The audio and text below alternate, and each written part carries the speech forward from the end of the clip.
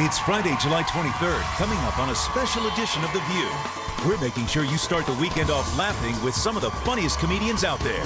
Curb Your Enthusiasm, Susie Essman is our special guest co-host. Grown-up star Colin Quinn's telling you how Jerry Seinfeld's bossing him around on stage these days. I mean, when you get an idiot like that... Shonda Pierce is showing you how she cracks up congregations by taking her act to churches instead of comedy clubs. Former Ugly Betty star Alec Mapa is telling you how it feels to be one of the only Asians on TV. Cut! And walking down the aisle with his longtime boyfriend. And Marion Grodin's revealing how she handles making a name for herself with a dad who's one tough act to follow, Charles Grodin.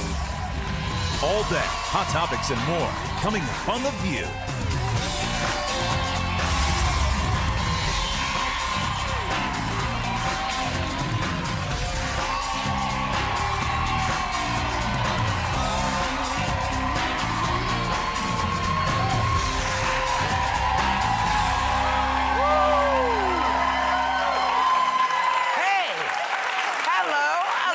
Welcome to a day of comedy on The View. Joining us as special guest co-host is our Curb Your Enthusiasm star, Susie Essman, one of the greatest women in the world.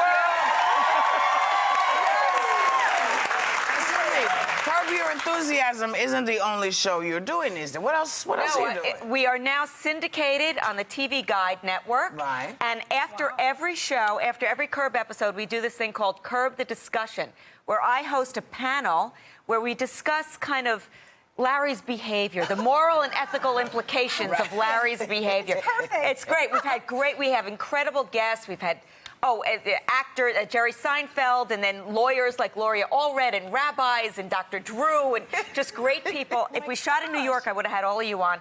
And we just pick apart Larry's, craziness. And it's... Well, they don't fly anybody? They're so cheap? Basically, yeah. Basically. No, you know how we did it. We shot, like, all these shows within a few days. She did, what'd you do, 46 shows in 8 days? Woo! But, She used to have straight hair. Not anymore.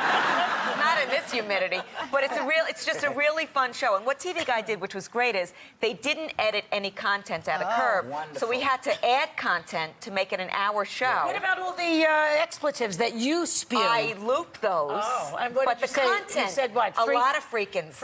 A lot of freakins. According to a poll of over 2,000 men and women conducted by QVC, who knew QVC did polls? But it's true. Oh, they do. They do. I A did ton not of know research this. there. I've learned something new on The View every day. They're selling products. Yes. Well, women peak at 31 years old. After that, beauty and confidence go downhill. What the hell are they talking about? That is a load of crap. It is a load of crap. No.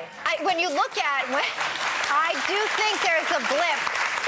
And I hope to regain it, because it said if you're born after 1978, you're kind of in that screw How group, old are right? you, Elizabeth? I was born in 77, so I'm over the hill, apparently. You're over the hill. It's over. But I do think there is that confidence issue that's going on with women in that age group. I believe it. I don't know if it necessarily peaks and then it doesn't get better. I heard it gets better over time, right? That's what I think. I think actually that in your 20s you feel really bad about yourself and really insecure. I think that's 30s now. I think it's the 30s now, because you're trying to figure out like marriage and life and kids and who you are and who you used to be, and I feel like it's sort of a new teenage phase for in the 30s. Yeah, I do. Well, I have to say, for me, every decade gets better. Yeah. Every decade gets better. Good. That's good news.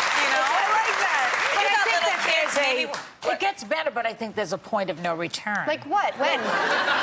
33? Return to what? Well, like at a certain age, I think it's like it's not getting any better now. Now it's getting worse. I really do think so. But they say that confidence is down. I don't feel that way. No, confidence is up It's when you're up, older. exactly. Yeah. You're more Because confident. We just had Carol on. Yeah. Right? Carol Channing was Carol on Channing. yesterday, I She's think. getting better. She was better by the minute. She looked incredible. She was having the time of her She's life. 87. Yeah, I think that looks good to me. According to her. According to her. But What, do you still lie about your age? Sure, why not? Why not? Especially when you look good. Yeah. Because some of these folks, you see them and they're like 45, and you're like, so you turned 60 when? But on the confidence issue, though, when you look at the amount of products that are aimed toward that 30-something age group, it must be true because all the skin products, Botox, Restylane, etc., that are aimed toward that group, we must not feel that good about ourselves. No, they've convinced people that they need it. It's like the drugs that they sell on the TV when they say, you know, if you have an erection that lasts, you know, longer than 19 hours, you should see the doctor. You know, most people, I find that if they want to do certain things, feel good about themselves, they either do or they don't. They don't need the pill, they don't need the stuff, because who are you doing it for? You're doing it for yourself. Are you doing it for you? Well, I get Botox. I love my Botox. Where do you get it?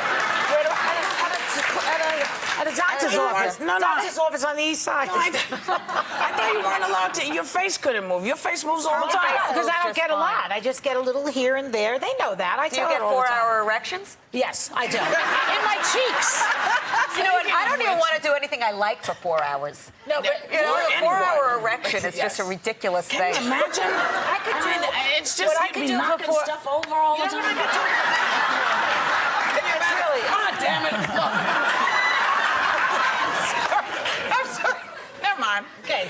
You know, Family Guy created. You know, I love this show. This is one of my favorite shows. Is it? Oh, I love it. It's so awful to everybody. It's just great. I love it. The Family Guy creator Seth MacFarlane will be roast master at the Comedy Central roast of David Hasselhoff, and he's being a pretty good sport about it. Take a look. When Comedy Central said they wanted to roast me, I was like, what are they going to make fun of? Knight Rider? Ha! It was legendary. I had a talking car. Baywatch? I got to see Pamela Anderson in a bathing suit every day. My music? I sold 6 million records in Germany yesterday. So, I say, bring it on. Oh, I love cheeseburgers. Oh.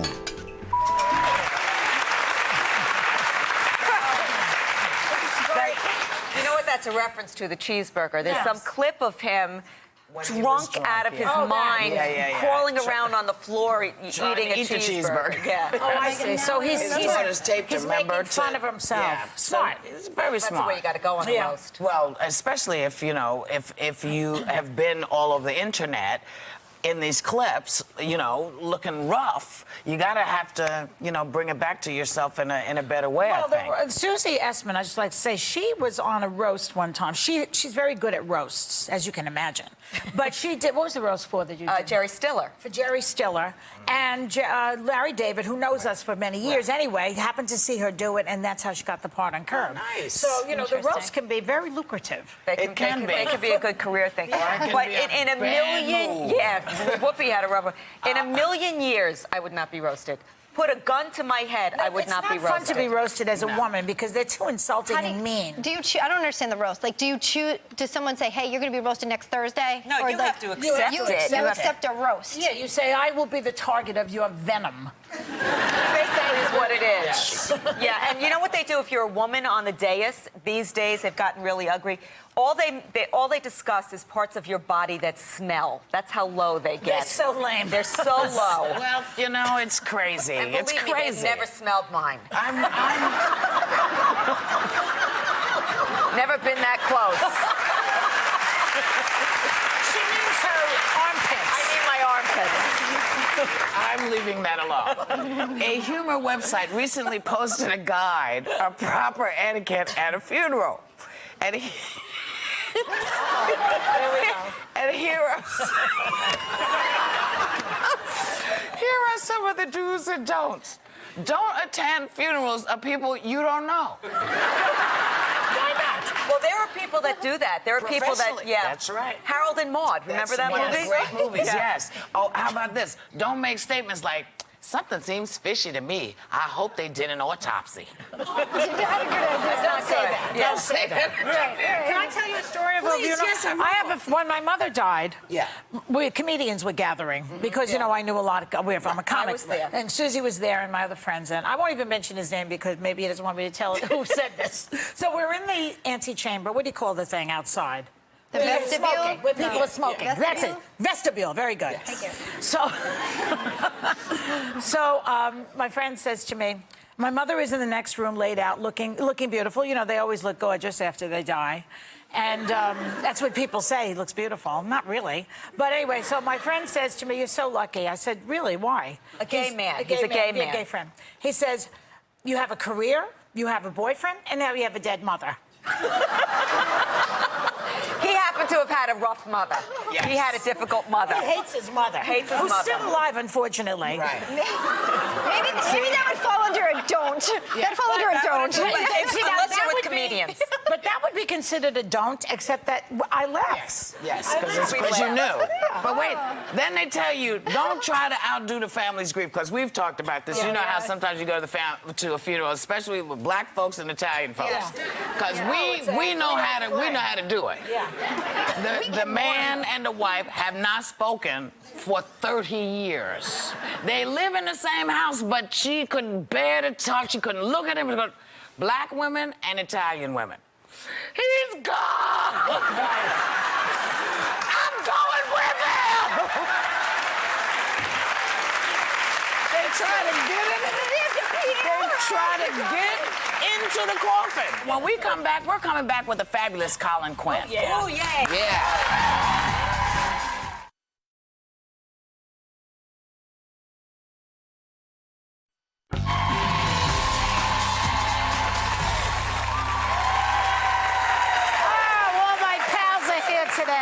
And this SNL visit only starring on screen with Adam Sandler in Grown Ups this summer. He's also being directed on stage by Jerry Seinfeld himself.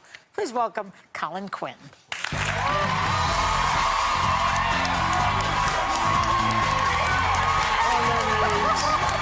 I don't know the rules here about kissing. Oh, thanks, folks. Well, thank you. We go way back. We go too far back for this to be a serious interview. We know each other. The three of us know each other for what, 30? 26 From the years. 80s. 26 years Yeah. now, yeah. Wow. And don't we all look good? Don't we look good? Because we're confident. Yeah, we're confident. Yeah, exactly. How was this movie? How was it doing the movie with all your old pals? You have so many Adam Sandler's in there. And, Chris Rock. Chris Rock, all of our old buddies from those days. What are you looking at? Kevin James. I'm looking at the pictures behind me, too. Was it... That's the only picture of me. That's from my show. In the movie set, none of them would talk to me. I had like a little part compared to them, so. You did. You had a very small part. No, it's a good part. Did you see the movie? Yeah. I was the bad guy. I wasn't that saw it. small. I was being self-effacing. Oh, well, I must have taken a nap during your part. I was like the bad guy in the movie. Yeah. I played the bitter comic. I don't know how I pulled that one off. Oh, my God, But what a isn't it more fun stretch. to play a bad guy than a good guy? It's much more fun to play like an evil, bad, villain. You know, Susie, when I first saw the material, I said, I know this guy. I went to high school with this guy. Sorry, I just always wanted to say that. Thanks, folks, for your lack of support on that one. Last time I get conceptual on the show, but anyway, Okay, so how about your the live show? What's it called? Colin Quinn, the long story short. You know, we're all friends. You could have looked at the card once before the segment, but anyway.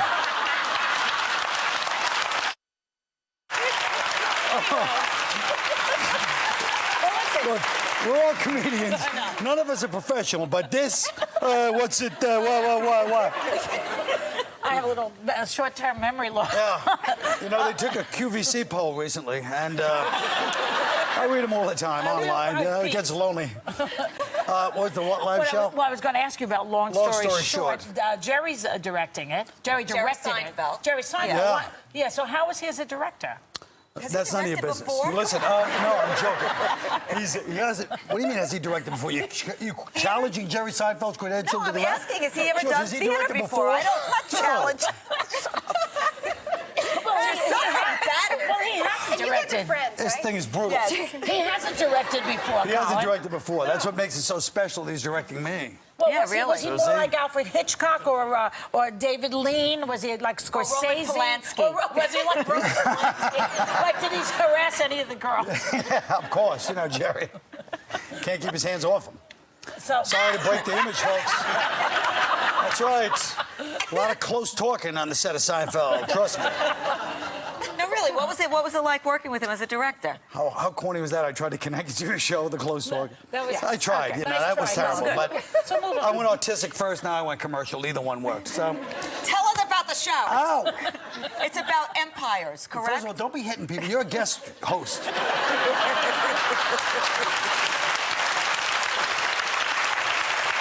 doesn't hit anybody. Why does my head look so big? You know, I hate being Irish. My head always looks like a fat head on camera. You're not supposed to watch yourself while you're on television. Oh, that's how comfortable you guys make me feel. Elizabeth, How about the fact that neither of you come to my show? Sure, just throw it in. Elizabeth, before you ask this question, let me just say one thing. I'm a block away. I'm on my show, and it doesn't matter. I don't want everybody to come. 45 Bleecker, but it doesn't matter. But I'm not trying to promote. But she's on Bond Street, and then I go by and knock on her trailer, trying to be like funny, like, hey. We're shooting Curb in New York this summer. They're shooting Curb in New York this summer. She has her real name on the dressing room. Yeah. And her, well, so what? Then I'm trying to knock on her Jeff Garland's, and then there's these two like semi-stalkers there. They go like, hey, there's Larry David's dressing room. I go, don't bother him, don't bother him. Of course they ignore me, I guess. I knock on your door, no answer. We get it. I wasn't in there. If you and then Larry David, I walk by 10 minutes later. These two stalkers are like, we just hung out with Larry David for 10 minutes. He's a great guy. Now everybody's going to think they could do that. Now that you're saying this on national television. The name now. You should have changed the name anyway. It's unprofessional to have your real names on a dressing room. Whoopi. But that's the name of my character. I don't care. Well, I want to ask you about something totally different. I'm hearing that your new favorite girl is Mel Gibson's ex, Oksana. I like Mel Gibson's ex, and I'll tell you why. Because, first of all, I admire her the whole way through, just being that kind of cutthroat attitude, you know, going for the gusto. But also, just the fact that at the end, in the final analysis, when she was that close to all the money, she was just like, you know what? I got to give up the money just to screw him. It shows some things are more important than money. Really hurting somebody. It shows that they really did love each other. No, but it shows they loved each other. Yeah, it's a beautiful story. It showed. Well, it's not the worst story. Let's not make it into a man out of molehill. No, you've had worse relationships than that, right? Exactly. All I'm saying is that the love that they both really got into each other, you can hear on the tape, they really got to each other in a way. Yeah, But There's something to be said for that. He didn't know if she had implants or not. He was asking her, did you get implants? He's seen her naked. Can't you tell? I'm asking you as a man. And before Can't you he tell burns the house down, why does he have to get a... Well, that's why. That's what we want to know. That's a... Yeah, Is we're that dying to find that like out. a warm-up thing for an arsonist? well, you know, I think it speaks to me in every way, doesn't it? It's like, you know, what would you do with your last act on Earth? Yeah. How is that the moan? You know, we had a bad relationship, me and this crowd from day one. I should have sensed Do it. you want to tell us anything about your show before we wrap? Yes. Empires, right? Empires. Isn't that what Oh, it's let's about? not go into it at this point. See, Whoopi understands. Whoopi, the first brilliant show I saw, one-person show, was Whoopi's. Yeah, so I mean... To do a one-person show. Yes. First. I saw it on Broadway, you know. She kind of invented it, actually. She really did. Yeah. She really and probably did. But so she understands I don't have to sell my show. It's artist work. We don't care. You know what I mean? It's not commercial. You know. That's right. You guys want to do TV, you want to put your name in the dressing room, that's fine. I like to work. Well, you know what? Jerry Seinfeld doesn't need the money, but Jerry... you do. You know what? That's a damn good point. And it's a damn good way to tell you that you can catch Colin's one-man show at New York's Bleecker Street Theater. Please go down and see it. It's really quite wonderful. I'm going to go during the week because I love this dude. Yeah, he's the greatest. He's just the best. And we'll be right back with Shonda Pierce.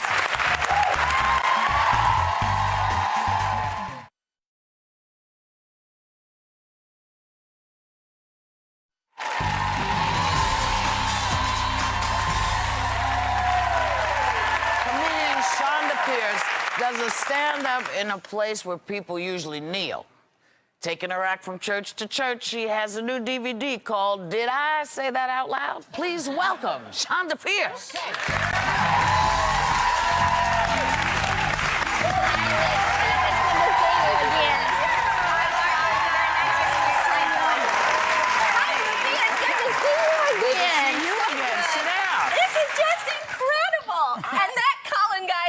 Me look so clean. Well,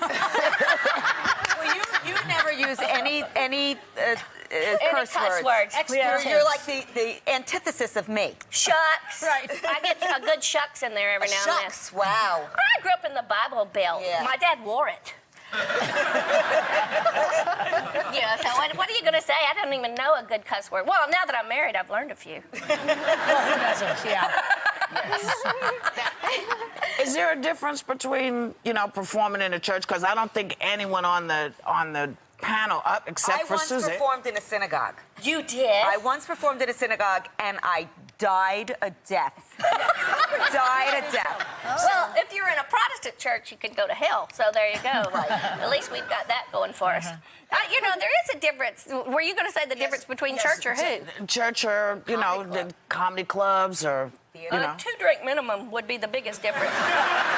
In the church,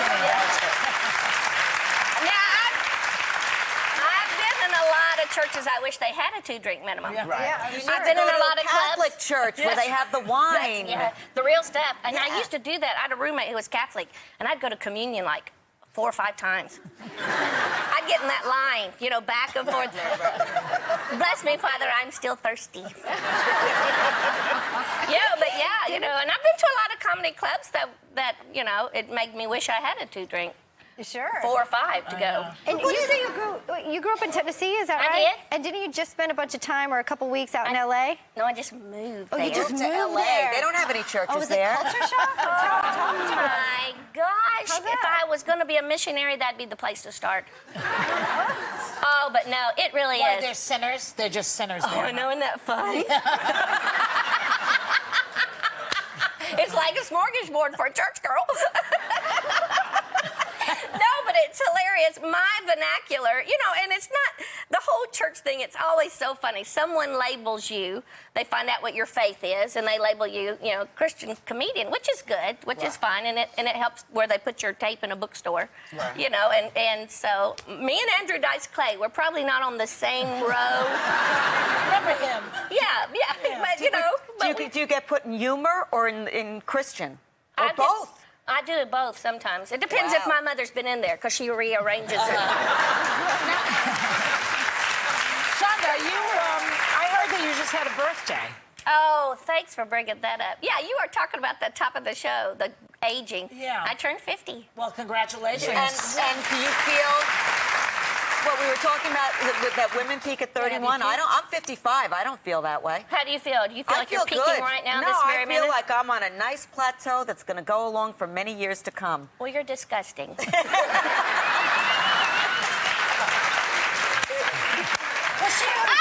She always wanted to get older. Did you always want to get older? No. Well, now that I'm older, I'm like, oh, yes, I love this. You know, the whole menopause, you didn't have to do any of that? No, I'm right in the midst of it, and I don't enjoy that. But, the thing that Don't I like... give these people false hope. But the thing that I like about getting older... Here's the thing I like about getting older. You care less and less about what anybody thinks about you. When I was younger, I was so self-conscious about what people thought of me. The older I get, I could not give a darn. How's that? Wasn't that precious? You can say damn, it's in the Bible. Now, we're talking about aging. Now, do you have beauty secrets? Are there things that you... Isn't that... Oh, I touched your leg. That's all right. Does your church allow lesbianism? Oh, they allow everything. Okay. We still love... I'm not being sexual, but it's nylons. It's a good thing I shaved Is that this your morning. beauty secret? No, mine is Preparation H, basically, is all I... Maybe a lot of people say that. It's true. Yeah, I've heard that. I put it right there. Yeah. I put it there. I put it right here to see if it sucks that up. Yeah. You know, I put it on my beer gut, so my... Every church girl's got a beer gut. And, you know, I put it on my thighs. It doesn't work. Now, did you, being in L.A., do you have any desire to do Botox or anything like that? If they're also Botox there. No, are you kidding me? I see these lips walk in with the... cheaper. Right, it is. Everybody, that's what's so weird about LA. It's very important. You can go to a Botox. You can get pot and Botox like that. And that's right. I know. It's just really wonderful. And you also wear double Spanx, I heard. Two pairs of Spanx. Why? I do. Because you put one on, you know, when you get a hole in it. See, I'm not as rich as you guys. I have to recycle. But you get one on and you get a hole in it, and it feels like you have a tumor all of a sudden. I mean...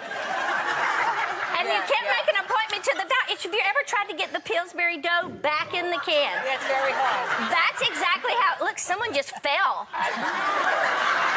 If they had on spikes, they could just stick that. Now look, John, you are just wonderful. We're really glad that you were here with us today.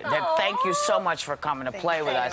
Now, we're gonna go, because this is just non-stop. It's a ha-ha the whole way. We'll be back with Alec Mapa.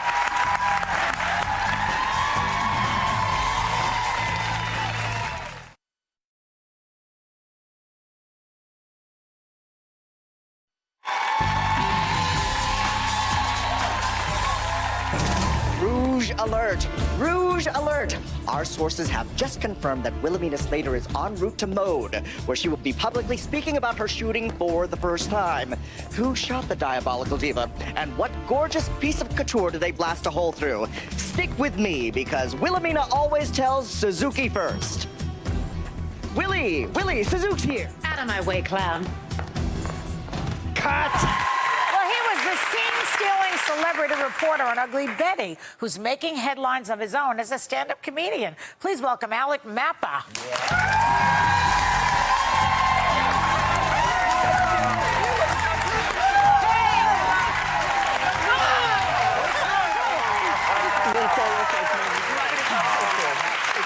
Hi, everybody! What's in my pocket? The View. The View, my visitor pass. Good morning and welcome to the Asian Pacific portion of today's multicultural program. You are funny. Thank you. You are funny. 4 seasons on Ugly Betty. I got to work with Vanessa Williams all the time. Absolute heaven. She loves the gays and they love her. Which is one of the reasons why she always looks so frickin' amazing, right? Yeah. Because at any one given time, she has 20 homosexuals orbiting her, you know? Attending to every eyelash, lip line, and fingernail. She is a beautiful woman. Yes, she has more gay men working on her face than Senator Craig in a public toilet. Too dirty, too soon. Look at my hair. How's this for a carbon footprint? Oh, my God. I think I drowned 20 polar bears today just to look like this. You're one of the few Asian actors on TV. Who were your role models? Well, I didn't have anybody growing up. We had Mr. Sulu on Star Trek. Your Star Trek royalty, Whoopi Goldberg. And he was kind of fabulous. He had rank, he had position. He got to wear that stunning mustard velour top. Yes. Everybody looks good in mustard. And as helmsman of the Enterprise, he broke a lot of Asian stereotypes. You know, he was a very good driver.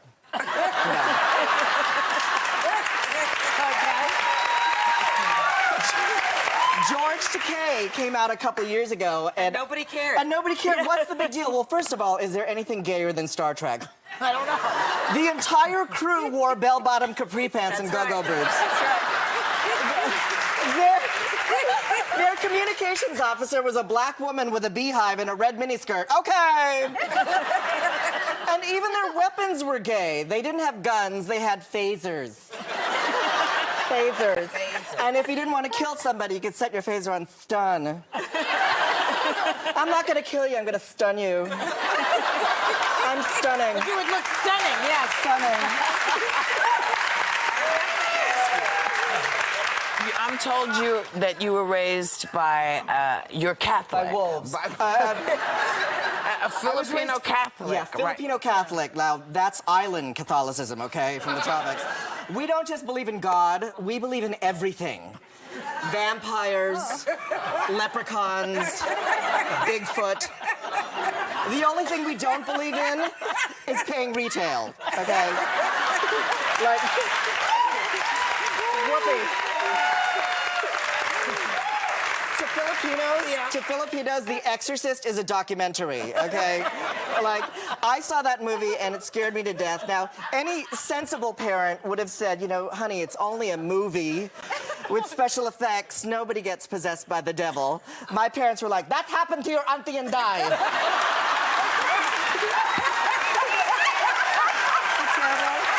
You were were raised here, correct? Yes, You yes. were raised here. Now, you just got back from performing in Mexico. I was in Mexico at an all-inclusive resort with, it was all... Where in Mexico? In Ixtapa. Okay. And it was all gays and lesbians and their children that they purchased in Beijing. And she's laughing because she's part Chinese. Gay parents, exactly the same as straight parents. They are just as exhausted and over their kids as straight parents. They just have a greater ability to be sarcastic. That's the difference. Yes. I saw this gay dad with his daughter at the front desk saying, "Look, Veronica, they found your flip-flops. Crisis averted. The world can once again revolve." You know. I understand that you're married now. I'm married. I didn't know that,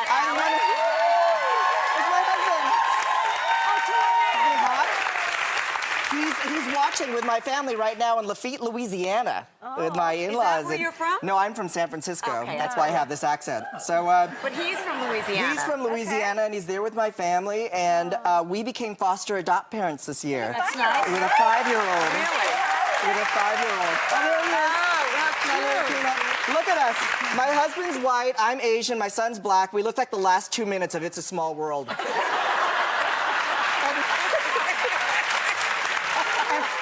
Elizabeth, people are always coming up to us and they're going, "Where's he from? Is he from Rwanda? Is he from Ethiopia?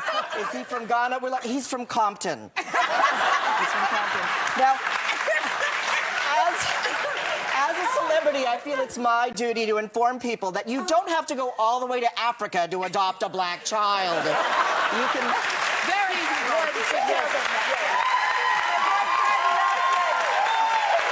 Apparently, my husband and I were privy to some information that had escaped Madonna and Angelina Jolie. Oh, Alec, you have given us major laughs today. Congratulations on everything, marriage, and that 5-year-old. Love him too. So you come back, make us laugh anytime. Thanks, Alec Mapa. We'll be right back. Honestly, I can't even catch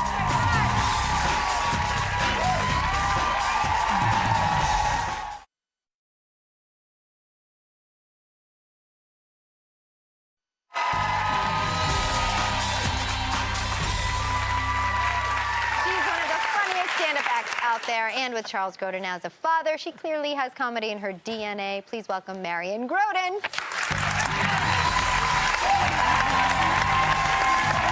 Hi, good to see you. Hi, Susie. Great to see you. Hi, Joy. Hi, Wolfie. Great to see you. Hello. You look great. Thank you. So do you. Thanks. You enjoying summer? No, I'm not. Okay. Because, and I'll tell you why. Does anyone else deal with this? I don't want this making an appearance. No, and I know. No. Even a man in the first row, and I don't want it to make an appearance. I don't want this revealed, and I feel an expectation in summer to show more flesh, and I resent it. Does anyone feel? Yes. We agree with you. If you're a stand-up comic, you're always like playing to the audience. It's Hadassah arm, they call it. Yeah, I have Hadassah arm. I have that, and I also I'm in Chico's.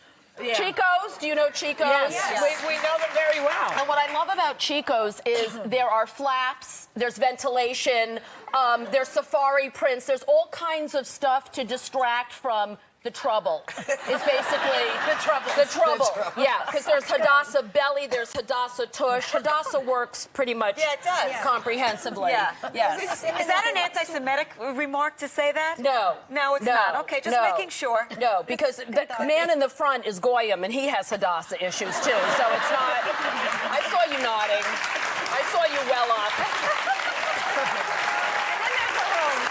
Bathing suit, beach. Well, the bathing suit thing that's so traumatic to me is the swimsuit fitting room. Oh, they're horrible. They're horrible. They need candlelight in those Why rooms. don't they have figure the that out? They need, you know what they need? The lighting is horrible, but they also should offer you a snack because you're in there for so long, and I actually become woozy from the despair. So yes, I need a little sustenance. But the last time I was in the bathing suit fitting room, not only are the lights punitive, shaming, hostile to your flesh, but also the mirrors are unnecessarily panoramic. Yes. You know? Yes, you have to have views from all angles. That you've never seen. In fact, the last time I was in the swimsuit fitting room, I had fallen against the wall from just despair, and I went to turn around, and you know when you catch a glimpse of yourself that you did not see coming?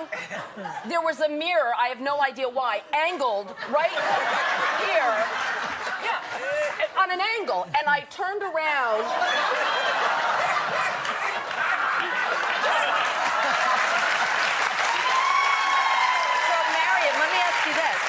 Do you work out at all? Because you clearly have body image issues.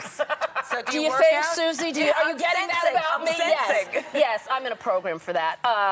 I don't work out, and I'll tell you why. I know you're talking about age, and people lie about their age. I'm not going to lie about my age. I turned 40 recently, 9 years ago. And I find as I'm aging that pretty much my first thought when I awake every day is, how much crap do I have to do before I can return to this position? I just basically want to lie down. Right now, I would be happy if we could do this on the floor. So you enjoy napping? I love to nap, and my only issue with napping is I never know how long you're supposed to be awake before returning to that position is an acceptable amount of time and not clearly giving up. Because I'm up like 50, 55 minutes, and I realize I've eaten all my points. Oh, yeah. I know. I could probably just lie back. And you know what? You lose weight when you sleep. Is that true? Yes, you absolutely I'm lose going to weight when spend you more sleep. time napping and sleeping. You lose weight when you sleep. Sonny Von Beulah must have been emaciated. Well, I think the reason is because you can't eat in your sleep, although I have. I've actually come to consciousness with a little piece of bologna hanging out of my mouth and thought, what the hell? Did you take Ambien? No, because Ambien people make casseroles. Right. Ambien are those women that fall asleep, and then the next day there's like a moussaka in the kitchen. They don't even know. There's a whole like baked thing going on. Marion, let's talk about your sex life or your love life. Men, and are you divorced? I'm sorry, what? Are you single? Are you married? We don't know too much about that. I'm divorced. Oh, you are? Yeah, and are you dating? Because maybe you'd be good on, you know, the dating game, the next Bachelorette. Well, yeah, I could go on those.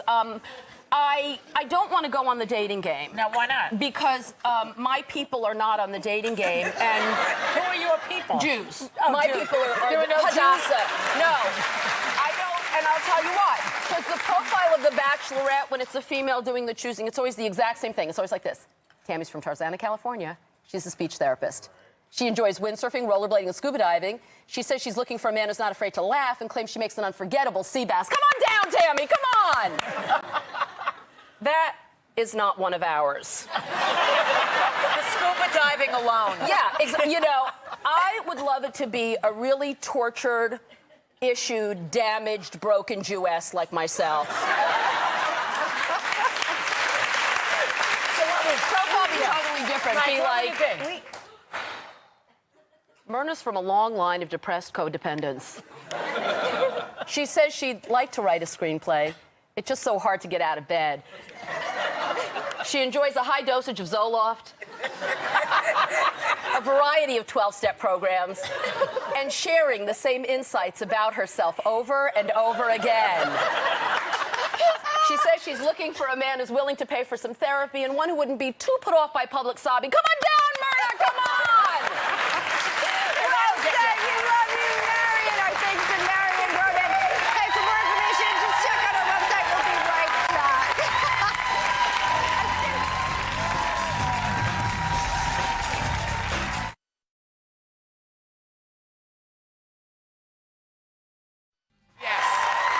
You know what? We want to thank Susie Essman because we love her. We want to thank you. I Come had a back great anytime. time. Listen, you're all going home with a copy of her book. What would Susie say? Have a great day. Take a little time to enjoy the view.